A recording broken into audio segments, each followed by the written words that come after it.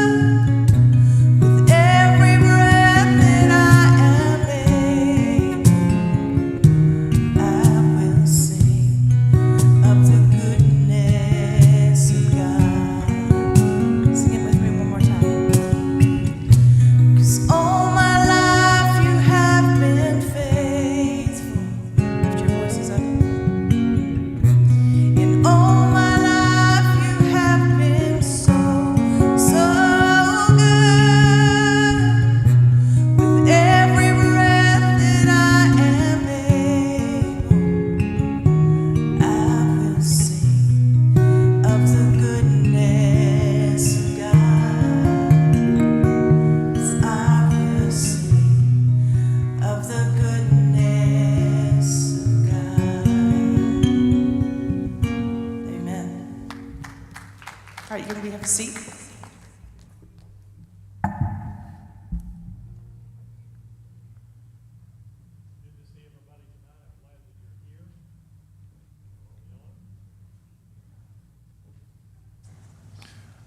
All right, how about that?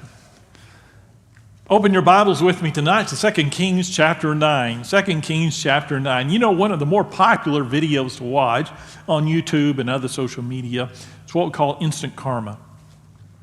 Guy's going down the highway, he cuts in front of somebody else and he gives them a terrible hand gesture, obviously angry or whatever issues he has, and then he loses control of his car and smashes into the concrete barrier, and we'd love to see that. Somebody cuts in front of an 18-wheeler, and they brake check the 18-wheeler. They put on their brakes, and of course the 18-wheeler just plows right into them, and we'll go, yahoo, that's what you get. What are you thinking? Putting on your brakes in front of an 18-wheeler. Instant karma. We like instant karma because we get to see what we call or think of as justice. And the best kind of justice in our mind, at least when it concerns other people, not ourselves certainly, but when it comes to serve other people, it's justice that happens immediately. We don't have to wait weeks, months, years, or decades. We want to see justice now. In fact, we I think, unconsciously regulate or determine the level of justice with the speed of the justice. And we don't like to see people get away with anything for long periods of time before the wheels of justice finally get there. Except, again, for us. We don't want justice for us. We want mercy. I want mercy for me. I want justice for you. And that's how we think. I want God to be merciful for me. I don't want to reap what I sow. I want others to reap what they sow.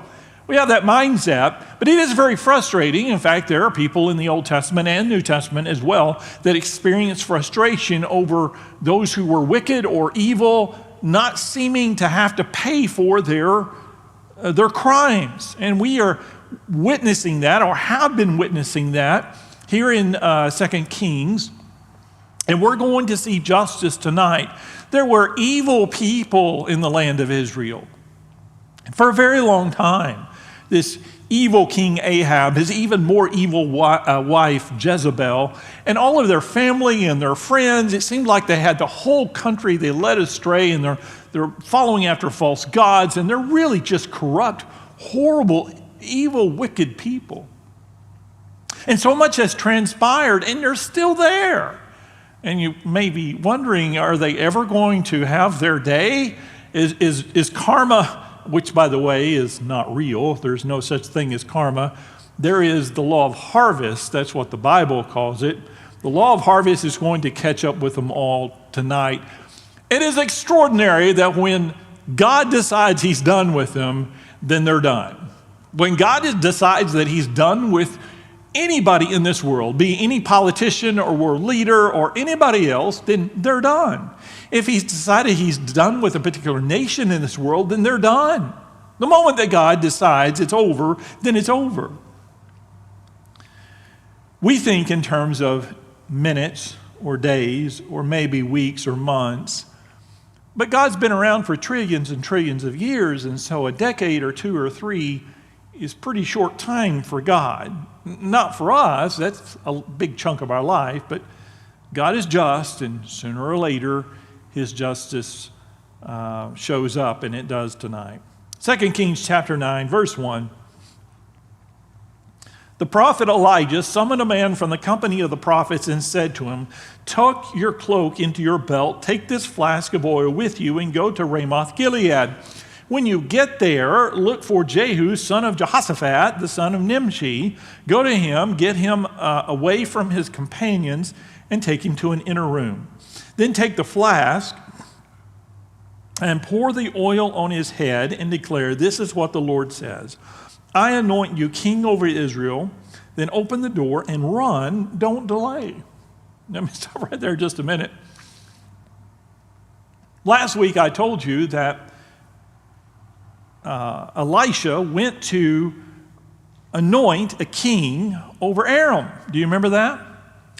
And it was actually the king's assistant that he said to him, you're going to be the next king. He got so excited the next day he murdered the king and became the king. But God actually sent not Elisha, but Elijah. Remember Elijah? When he was still alive, God says, I want you to do 3 more things, and I have these 3 directives for you. You can't give up. He wanted to give up. And so he called Elijah to do these 3 things. I told you last week he only did one of them. One of them was to anoint the next successor, the next prophet, which was Elisha. And he did do that. The other 2 he did not do. And so last week we saw one of those other 2 directives, one of the 3 directives was to go anoint this king of Aram, which he did. So that's 2 of the 3 directives. And somebody asked last week, what's the 3rd directive? And in a moment of whatever, brain cloud, I couldn't remember what the 3rd directive was. Well, I should have looked forward 1 paragraph, and it would have told me this was the 3rd directive. To go to Ramoth Gilead, look for Jehu, son of Jehoshaphat, the son of Nimshi, go to him, and then anoint him as the next king over Israel. So that's what that's what Elijah was told to do. Elijah went to heaven in a chariot of fire, so the task fell upon Elisha. Interestingly enough, Elijah didn't do it, so it fell on Elisha. And what does Elisha do? He doesn't do it either. He sends one of his junior associates to go actually do it. And he tells him these interesting directives. I want you to gird your loins, literally is what he was saying. They wore skirts. They didn't call them skirts, but they wore bathrobes or whatever they called them back then. And you couldn't run in that very well, apparently. And so they would tie them up around their waist so that they could run. He said, I want you to gird your loins, and I want you to run to this place. Go talk to this guy. Get him away from the rest of his guys. Take him to a private room. Anoint him as the next king. And then as soon as you anoint him as a king, what do? Bolt out of there. He doesn't tell why or anything. He just says, that's what you need to do. And so he did exactly what he's told. So Elijah had been commissioned by God to anoint Jehu king over Israel. That fell to his successor, Elisha, and then he delegated it to one of his young prophets. The anointing was to be done privately, which was normal at the time. Pouring the olive oil on the head was a symbolic way of illustrating the coming of the Spirit of God on a man to enable him to function as king. So this is what he does. Now, I'm fascinated with this part of the story where it actually happens, and it's almost comical how it happens, but it's fascinating nonetheless. Verse 4. So the young man, the young prophet, or you call him junior prophet or assistant prophet, went to Ramoth Gilead. When he arrived, he found the army officers sitting together. I have a message for you, commander, he said. For which of us? Asked Jehu. For you, commander, he replied. Jehu got up and went into the house. Then the prophet poured the oil on Jehu's head and declared, this is what the Lord, the God of Israel, says. I anoint you king over the Lord's people, Israel. You are to destroy the house of Ahab, your master. And I will avenge the blood of my servants, the prophets, and the blood of all the Lord's servants shed by Jezebel. The whole house of Ahab will perish. And let me say that again. This is God speaking. The whole house of Ahab will perish. I will cut off from Ahab every last male in Israel, slave or free. I will make the house of Ahab like the house of Jeroboam, son of Nebat, and like the house of Baasha, son of Ahijah. As for Jezebel, dogs will devour her on the plot of ground at Jezreel, and no one will bury her. Then he opened the door and ran. I mean, it's an action-packed message, is it not? bring him into the room. No sooner they get in the room, immediately he breaks out the oil and pours oil on his head and says, congratulations, you're the grand prize winner. You're the next king. God is anointing you. And by the way, he's going to use you to bring judgment on the house of Ahab and on Jezebel. They're going to die terrible deaths. And then he turns around and runs out. Verse 11, when Jehu went out to his fellow officers, one of them asked, is everything all right? Why did this madman come to you? You know the man and the sort of things he says, Jehu replied. What does that mean? You know the man and the sort of things he says. I think what he's implying here is crazy people say crazy things. He's trying to change the subject. I think he doesn't want to come right out with it and say, you won't believe what I just heard. While he's wiping the oil off his head. Where was I? Oh, verse 12. That's not true, they replied. Tell us. Jehu said, here's what he told me. This is what the Lord says. I anoint you king over Israel. They hurried and took off their cloaks and spread them under him on the bare steps. Then they blew the trumpet and shouted, Jehu is king. So 1 minute they're calling this guy a nut. And as soon as they hear what they want to hear, immediately, he's a cool guy now. They didn't say back to Jehu, well, you might want to get confirmation from that. Where's Elisha? Maybe we should confirm this with Elisha, or maybe we should think about this overnight. There was none of that. Instantly they go, all right, finally, there's a new king in Israel. So they made him king literally in seconds after he told them.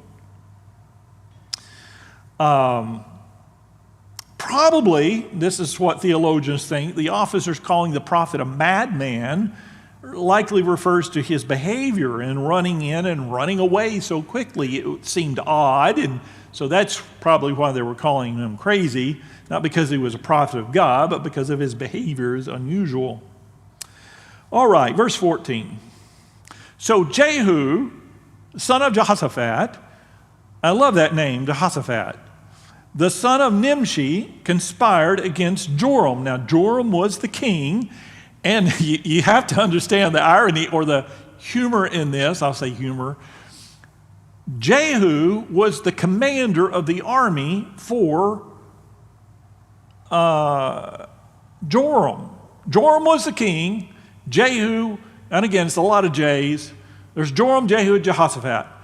And so Jehu was the commander of the army for King Joram. King Joram is on his way out. He's about to die. By the way, speaking of Jehoshaphat, it says Jehu, son of Jehoshaphat. Now, where have we heard about Jehoshaphat before? Well, we've already read there's King Jehoshaphat, who's the most famous name for Jehoshaphat. This is not the same Jehoshaphat. He's not the son of that king. It's a different Jehoshaphat. And here's a little bit of pointless Bible trivia for you, but I'm a preacher, it's what we do. There were 6 Jehoshaphat's in the Old Testament. Did you know that? I had no idea. There were not 1 or 2 or 3, but 6 Jehoshaphat's. And you're asking, but Pastor, who were the 6 Jehoshaphat's? Well, here you go. Number 1, there was King Jehoshaphat, the one that we all know and remember. By the way, none of these were jumping Jehoshaphat's. I'm not sure where we got that. But number 1. Number 2, Jehoshaphat was a bodyguard. He protected King David in 1 Chronicles chapter 11. There was a 3rd Jehoshaphat who was a priest. He accompanied the removal of the Ark of the Covenant to Jerusalem in 1 Chronicles chapter 15. Number 4, there was a chancellor Jehoshaphat. He was the son of Ahilud.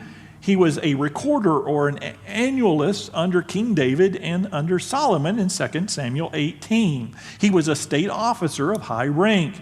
Number 5, there was Jehoshaphat, who was a purveyor. He is a son of Paruah and worked for King Solomon in Issachar. And then number 6, there was this Jehoshaphat, the son of Nimshi. He is the father of King Jehu, of the kingdom of Israel. So there's your 6 Jehoshaphat. So if you're ever on Bible Jeopardy or anything and they ask you, how many Jehoshaphat are there in the Bible, you can say 6. Okay. All right, back to verse 14, the second part of it. Now Joram and all of Israel had been defending Ramoth-Gilead against Hazael, king of Aram, but King Joram had returned to Jezreel to recover from the wounds the Arameans had inflicted on him in the battle with Hazael, king of Aram. So Jehu and another king, again, there were 2 kings that were fighting this battle. Their armies were fighting against this Armenian king. Now I've lost in my own, Hazael. They were fighting King Hazael, and Joram was injured. So he went back to town, to Jezreel, had to be a J, of course. He went back to Jezreel to recover from his wounds. So he's there, King Joram, when his commander of his army, Jehu, is going to come up to town. He has no idea. They're buddies. He's his number 1 guy. He's known him for years. He's the most trusted guy in the kingdom, etc., etc. So Jehu is recovering from his wounds. So verse 15, but King Joram had returned to Jezreel to recover from the wounds the Arameans had inflicted on him in the battle with Hazael, king of Aram. Jehu said, if this is the way you feel, don't let anyone slip out of the city to go tell the news in Jezreel. Then he got into his chariot and rode to Jezreel because Joram was resting there, and Hazael, king of Judah, had gone down to see him. Ahaziah, that's how you pronounce that, Ahaziah. So there's Ahaziah is there. They've been fighting Hazael, the king of Joram, or the king of Aram, and King Joram was there. So it's King Joram and King oh my goodness. It's King Joram and King, the other king. Yeah, no, yes, that guy right there. And Ahaziah, king of Judah, had gone down to see him. Verse 17, when the lookout standing in the tower in Jezreel saw Jehu's troops approaching, he called out, I see troops coming. Get a horseman, Joram ordered. Send him to meet them and ask, do you come in peace? So they don't know who the troops are. They don't know it's the commander of the army. That's what he's going to go find out. And he's supposed to ask him this question, do you come in peace? Verse 18, the horseman rode off to meet Jehu and said, this is what the king says, do you come in peace? What do you have to do with peace? Jehu replied, fall in behind me. The lookout reported, the messenger has reached them, but he isn't coming back. By the way, this is hilarious. I don't know if you remember this. Verse 19, it's hilarious perhaps for the wrong reasons, but it's hilarious. Verse 19, so the king sent out a second horseman. When he came to him, he said, this is what the king says, do you come in peace? Jehu replied, what do you have to do with peace? Fall in behind me. Now this is the funny part. The lookout reported, he has reached them, but he isn't coming back either. The driving is like that of Jehu, son of Nimshi. He drives like a madman. They could actually tell by the way he was driving his chariot who he was. Now, do you know anybody like that? Just strictly by the way they drive, you can ID them going down the road. So I'm at the gas station yesterday, and this 18-year-old kid comes up to me out of a pickup, and he says, because I have a yellow car, and he said, were you going north on 730 toward Briar a few hours ago? And I said, no, I haven't been north of Azle in a while. Why? He said, well, I was going north, and this yellow car came flying by me. It was the same kind of car that I have, and there was a cop right there. And so the cop saw that yellow car flying by, and he makes a U-turn to go get that yellow car. I said, well, that wasn't me. He said, well, let me tell you what happened. He started out to go to that car. When he did the U-turn, I thought, well, I want to see this. So I accidentally ran a red light. Accidentally. And he said, so the cop forgot all about the yellow car and just gave me the big ticket and showed me his ticket. I said, well, I assure you it wasn't me. I wouldn't run for the police. I don't speed like that. And, but I found it interesting that he thought, and he realized pretty quickly, because I'm not 18.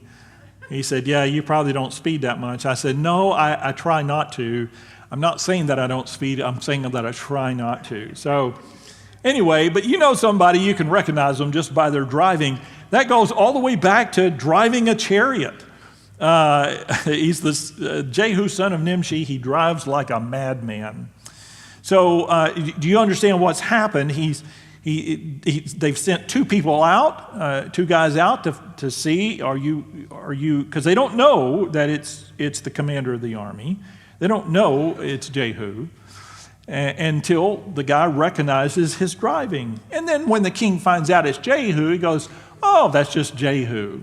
You know, he's not alarmed at all. He's wounded, but he's not overly alarmed. In fact, the king says in verse 21, in the next verse, hitch up my chariot, Joram ordered.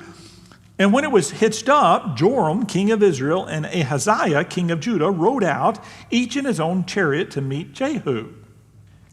So you have these two kings that are going out. One of them's wounded, and yet he still gets in his chariot to go out and see his buddy, the commander Jehu, not realizing that Jehu is the next king, and it's about to be history for them. They met him at the plot of ground that belonged to Naboth the Jezreelite. When Joram saw Jehu, he asked, have you come in peace, Jehu? How can there be peace, Jehu replied, as long as all the idolatry and witchcraft of your mother Jezebel abound? Joram turned about and fled, calling out to Ahaziah, treachery, Ahaziah. So this sounds like a movie, does it not? So the two kings go. One king gets there before the other king. Joram gets there first, and he says to the commander, Jehu, is everything okay? Are we all right? And then he starts talking about his mom, Jezebel. And he goes, this is going south quick. So he turns to flee, and he yells out to king number 2, get out of here, it's bad news. Treachery, Ahaziah. So that's what's happened. Verse 24, then Jehu drew his bow and shot Joram between the shoulders. The arrow pierced his heart, and he slumped down into his chariot. Jehu said to Bidkar, his chariot officer, pick him up and throw him on the field that belonged to Naboth the Jezreelite. Remember how you and I were riding together in chariots behind Ahab his father when the Lord made this prophecy about him. Yesterday I saw the blood of Naboth and the blood of his sons, declared the Lord, and I will surely make you pay for it on this plot of ground, declares the Lord. Now then, pick him up and throw him on that plot in accordance with the word of the Lord. So this is what happened.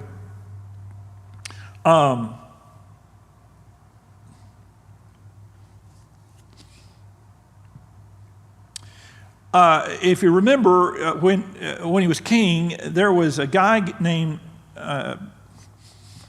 Naboth who had a vineyard. Naboth's vineyard. Do you remember that story? We read it a month or two ago, and he had to have the vineyard. He wanted the vineyard. He wanted it to be a garden or something. Naboth would not sell it because it was his family inheritance. No problem. It was Jezebel, I think, who came in, saw her husband sulking, said, I'll get you that vineyard. And so they killed Naboth. The problem was, and we talked about this, if you die, your land automatically goes to your children, to your sons. And so it wasn't good enough for Jezebel and Ahab to kill Naboth, they had to kill all of his sons too, so that there would be no heir for the property, so it would be available for them to acquire. So they slaughtered the whole family. That's how corrupt they are. Evil, evil, evil. So God made this prophecy and says, well, you know, you're going to get it, and you're going to die on this very plot. So that's what happened. Jehu took Joram completely by surprise, and apparently the king wasn't even wearing his armor. So Jehu easily shot him fatally with an arrow. Verse 27, when Ahaziah, king of Judah, saw what had happened, he fled up the road to Beth Hagan. Jehu chased him, shouting, "Kill him too." They wounded him in his chariot on the way up to Gur near Ablim, but he escaped to Megiddo and died there. This is king number 2. His servants took him by the chariot to Jerusalem and buried him with his fathers in the tomb of the city of David. In the 11th year of Joram, son of Ahab, Ahaziah had become king of Judah. Then Jehu went to Jezreel. When Jezebel heard about it, she painted her eyes, arranged her hair, and looked out of a window. As Jehu entered the gate, she asked, "Have you come in peace, Zimri, you murderer of your master?" Okay, let me stop right there and clarify real quick. Let me get a tissue. So both kings are now dead. The king of the north, which is Israel, the king of the south, which is Judah, one of the few times that they allied together, and the only time that I know of in the history of the Bible that 2 kings fall on the same day. And it's all under the commander of the army here, who is going to be the next king. Now that he's dead, they're going after mom, which is Jezebel. So what does Jezebel do? She puts on her makeup. Can you guess why she would put on her makeup? I mean, don't you find that interesting that she put on her makeup? Going to go out looking good? I don't know, but she puts on her makeup one last time, and she called out on the window to Jehu, "Have you come in peace, you murderer of my master?" He looked up at the window and called out, "Who's on my side?" Who? Well, 2 or 3 eunuchs looked down at him. "Throw her down." When they look down at him, that means we're on your side. "Throw her down," Jehu said. So they threw her down, and some of her blood splattered the wall and the horses as they trampled her underfoot. Jehu went in and ate and drank. He had a party. "Take care of that cursed woman," he said, "and bury her, for she was a king's daughter."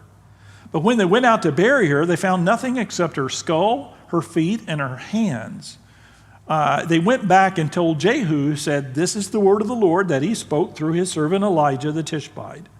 On the plot of ground that Jezreel, dogs will devour Jezebel's flesh. Jezebel's body will be like the refuge on the ground of the plot of Jezreel, so that no one will be able to say, 'This is Jezebel.'"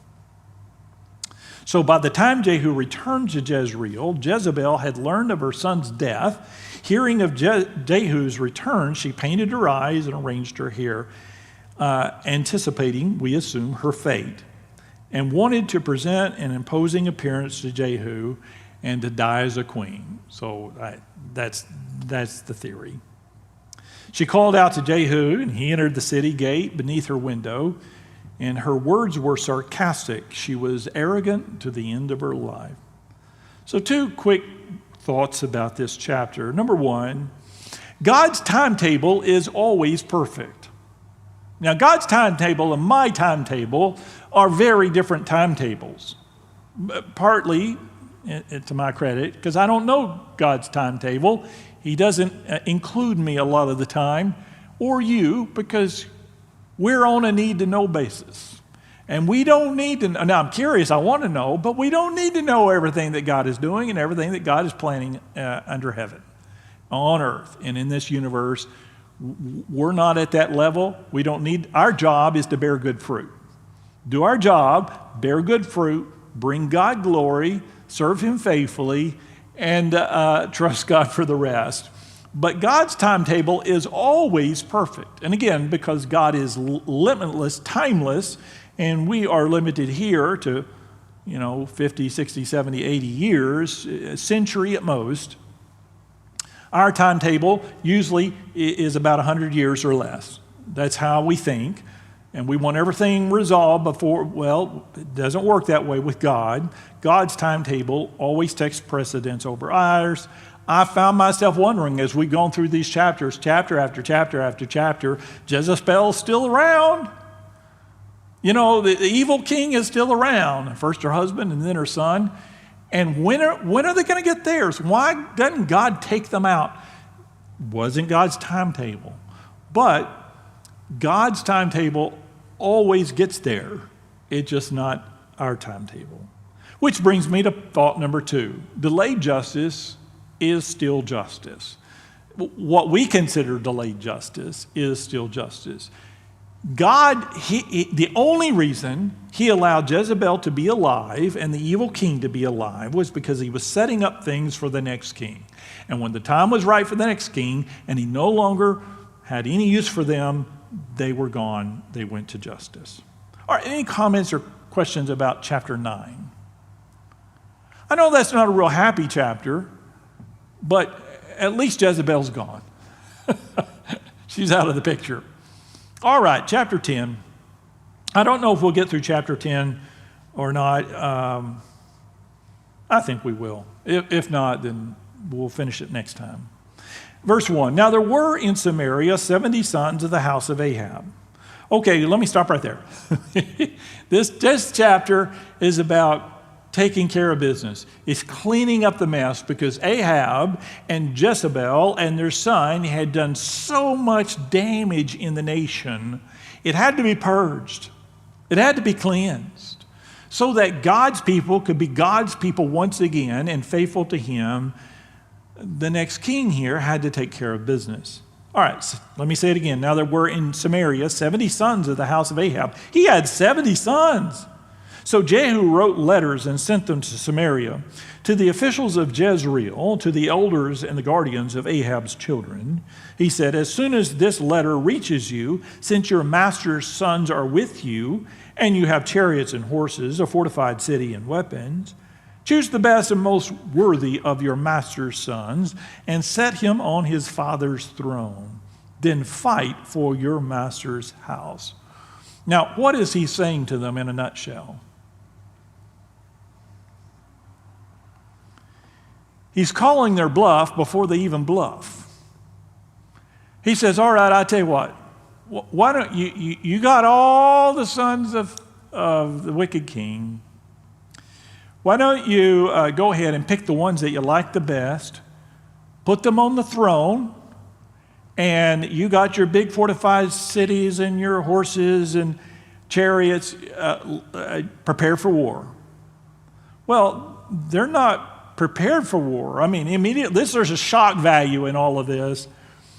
Verse 4, but they were terrified and said, if 2 kings cannot resist him, how can we? So now he's got the reputation already. This guy killed 2 kings. Again, who can claim that? And they thought, ooh, he's already killed 2 kings. No, we're out. Verse 5, so the palace administrator, the city governor, the elders, and the guardians sent this message to Jehu. We are your servants and will do anything you say. We will not appoint anyone as king. You do whatever you think best. Which is exactly the response they should have given, and certainly the response that Jehu is wanting. Verse 6, then Jehu wrote them a second letter, saying, if you are on my side and will obey me, take the heads of your master's sons and come to me in Jezreel by this time tomorrow. Now the royal princesses, 70 of them, were with the leading men of the city who were rearing them. When the letter arrived, these men took the princes and slaughtered all 70 of them. They put their heads in baskets and sent them to Jehu in Jezreel. When the messenger arrived, he told Jehu, they brought the heads of the princesses. Then Jehu ordered, put them in 2 piles at the entrance of the city gate until morning. The next morning Jehu went out. He stood before all the people and said, you are innocent. It was I who conspired against my master and killed him, but who killed all these? Know then that not a word the Lord has spoken against the house of Ahab will fail. The Lord has done what he has promised through his servant Elijah. So Jehu killed everyone in Jezreel who remained of the house of Ahab, as well as all his chief men, his close friends, and his priests, leaving him no survivor. Jehu then set out and went towards Samaria. At Beth Eked of the shepherds, he met some relatives of Ahaziah, king of Judah, and asked, "Who are you?" Well, that's a loaded question. They said, "We're relatives of Ahaziah, and we have come down to greet the families of the king and the queen mother." Who's the queen mother? That's Jezebel. They don't know yet that she's dead. "Take them alive," he ordered. So they took them alive and slaughtered them by the wall of Beth Eked, 42 men. He left no survivor. So traveling south, traveling south from Jezreel toward Samaria, Jehu and his men met this party of 42 men on the road. When he learned that they were relatives of Ahaziah, the king of Judah, who were going from Jerusalem to visit other relatives of the king, including Jezebel, he had them slaughtered. Verse 15. After he left there, he came upon Jehonadab, son of Rechab, who was on his way to meet him. Jehu greeted him and said, "Are you in accord with me as I am with you?" "I am," Jehonadab answered. That's a good answer. "If so," said Jehu, "give me your hand." So he did, and Jehu helped him up into the chariot. Now again, this guy's name is Jehonadab. Remember Jehonadab for a few minutes. So he invited or pulled him up into his chariot. Verse 16, Jehu said, "Come with me and see my zeal for the Lord." Then he had him ride along in his chariot. When Jehu came to Samaria, he killed all who were left there of Ahab's family. He destroyed them, according to the word of the Lord spoken to Elijah. Then Jehu brought all the people together and said to them, "Ahab served Baal a little. Jehu will serve him much." When I first read that, I thought, oh no, because that's pretty typical of the kings. You know, they're zealous for 5 minutes and then they turn on God.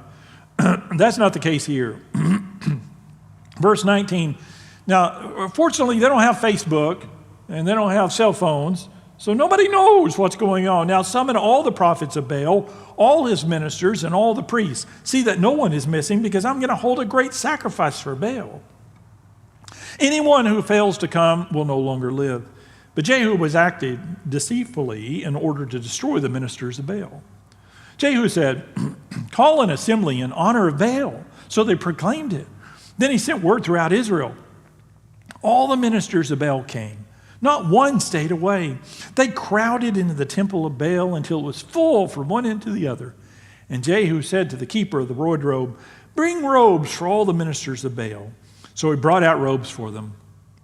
Then Jehu and Jehonadab, there's the guy again that he pulled up into his chariot, son of Rechab, went into the temple of Baal. Jehu said to the ministers of Baal, "Look around and see that no servants of the Lord are here with you.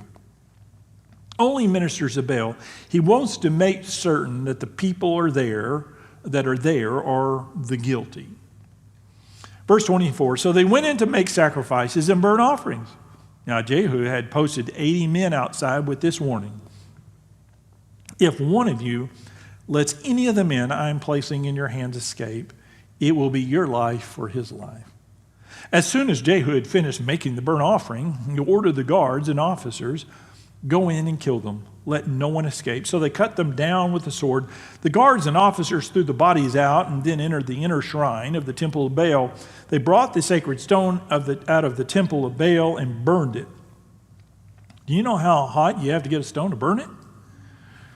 They demolished the sacred stone of Baal and tore down the temple of Baal, and people have used it for a latrine to this day. How about that? So Jehu destroyed Baal worship in Israel. I can't overstate how significant that is. You know how long They've been struggling with Baal worship in Israel. How many kings? How many generations? And this guy, in a matter of days, wipes it out. So I commend Jehu for that. Then there's verse 29. However, he did not turn away from the sins of Jeroboam, son of Nebat, which he had caused Israel to commit, the worship of the golden calves at Bethel and Dan. Remember the two golden calves? So if you remember, the problem happened in the day of Jeroboam is you had the northern kingdom of Israel, you had the southern kingdom of Judah, and they were in competition with one another. The kings were. The problem is everybody had to go down to Jerusalem to worship because that's where the temple of Solomon was. And the king of the north said, "No, I don't want them going down there, so I'll do better than that. I'll set up two temples, and I'll have two calves, and Dan and the city of Dan and the other place, Dan and Bethel, and they can go to the city of their choice and worship the golden calf there." And so that's what he does. Now, why would he wipe out Baal worship in all of Israel, but allow these two golden calves to still exist? I have no clue. It just befuddles me. Verse 30. The Lord said to Jehu, "Because you've done well in accomplishing what is right in my eyes and have done to the house of Ahab all that I have had in mind to do, your descendants will sit on the throne of Israel for the fourth generation." Yet Jehu was not careful to keep the law of the Lord, the God of Israel, with all of his heart. He did not turn away from the sins of Jeroboam, which he caused Israel to commit. In those days, the Lord began to reduce the size of Israel. Hazael overpowered the Israelites through their territory east of the Jordan and in all the land of Gilead, the region of Gad, Reuben, and Manasseh, from Aor to the Arnon gorge through Gilead to Bashan. As for the other events of Jehu's reign, all he did and all of his achievements, are they not written in the book of the annals of the kings of Israel? Jehu rested with his fathers and was buried in Samaria. And Jehoahaz, his son, succeeded him as king. The time that Jehu reigned over Israel in Samaria was 28 years. All right, I know I went through that chapter very, very quickly. It's pretty self-described or self-descriptive. And I wish I could give you a 5-point lesson as to why on earth he would get rid of the Baal worship but keep the golden idols. And I think the short answer probably is he equated the golden calves with the worship of the God of Abraham, Isaac, and Jacob. Remember, that's what they typically did. They just wanted visual representations of God because the idea of an unseen God was difficult for them, and they wanted visual imagery. And here in the 21st century, we still like visuals, do we not? And so, not excusing him. It is inexcusable, but that's the only thing I can reckon in that. There's no, yes?